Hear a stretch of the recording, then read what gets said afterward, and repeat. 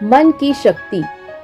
इस वीडियो में स्वामी विवेकानंद जी द्वारा मन की शक्तियों के बारे में बताया जा रहा है।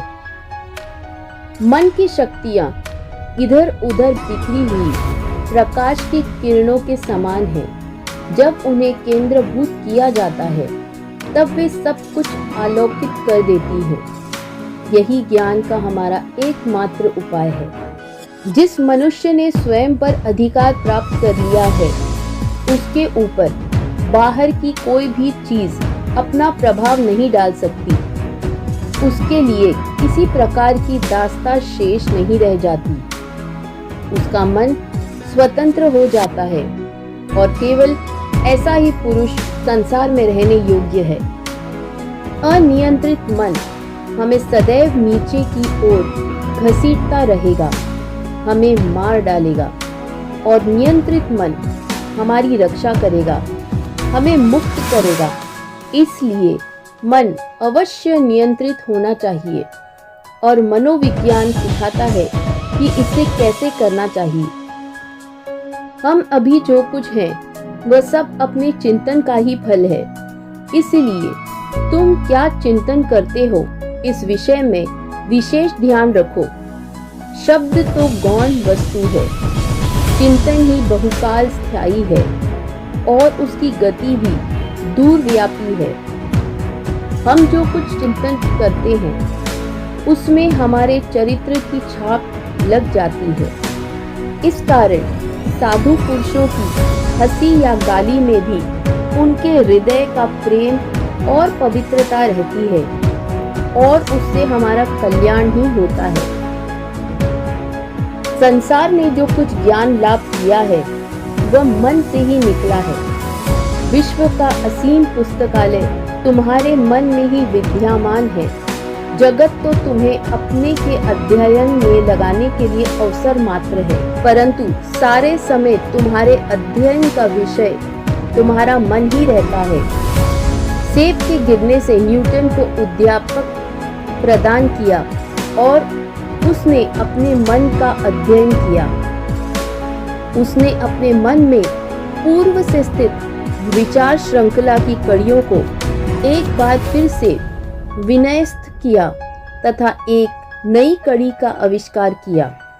उसी को हम गुरुत्वाकर्षण का नियम कहते हैं। यह न तो सेब में था और न पृथ्वी के केंद्र में स्थित किसी अन्य वस्तु में। शुभ और अशुभ विचारों में से प्रत्येक प्रबल शक्ति है जिससे जगत व्याप्त है, स्पंदन बना रहता है। इसीलिए कार्य रूप में परिणत होने तक विचार विचार के रूप में बना रहता है। दृष्टांत के तौर पर मनुष्य के भुजा में शक्ति तब तक अव्यक्त रहती है जब तक वो कोई प्रहार नहीं करता। तब वह शक्ति को क्रियाशीलता के रूप में परिणत करता है। हम शुभ और अशुभ विचारों के उत्तराधिकारी हैं और हम अपने को निर्मल बना ले और शुभ विचारों का निमित्त बना ले तो ये हमें प्रवेश करेंगे। पवित्रात्मा व्यक्ति अशुभ विचारों को ग्रहण नहीं कर सकता।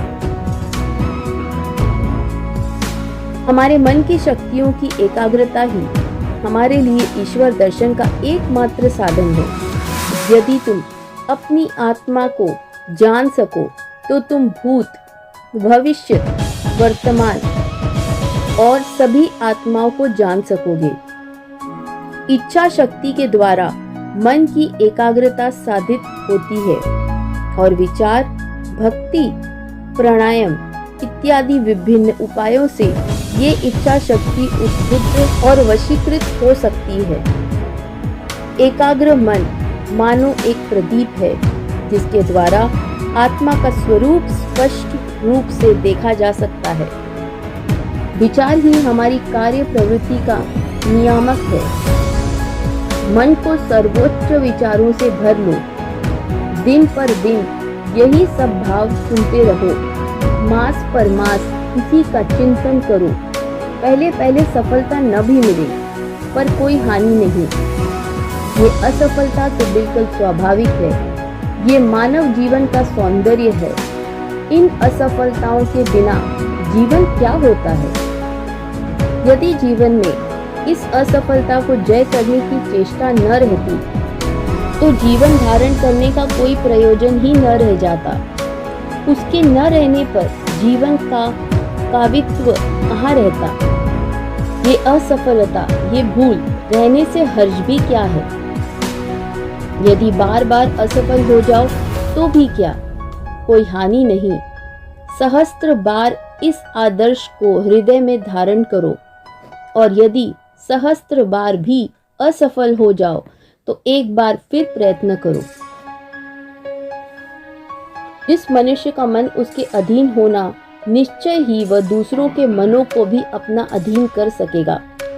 यही कारण है कि पवित्रता तथा नैतिकता सदा धर्म के विषय रहे हैं। पवित्र सदाचारी मनुष्य स्वयं पर नियंत्रण रखता है और सारे मन एक ही हैं, समिष्ट मन के अंश मात्र है।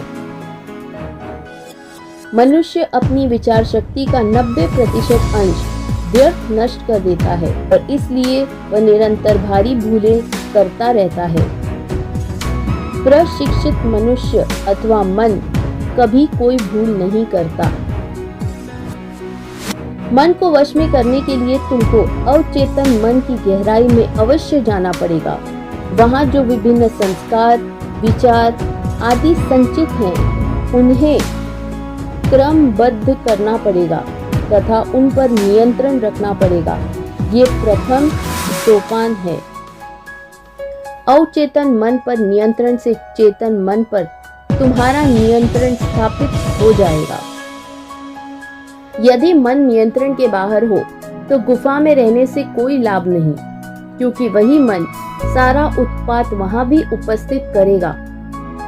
गुफा में हमें 20 शैतान मिलेंगे, क्योंकि सारे शैतान मन में विद्यमान हैं। यदि मन पर नियंत्रण हो तो हम जहां भी हो वही गुफा प्राप्त कर सकते हैं। वीडियो देखने के लिए धन्यवाद। Don't forget to like, share and subscribe. जल्द ही मिलेंगे अगले वीडियो में।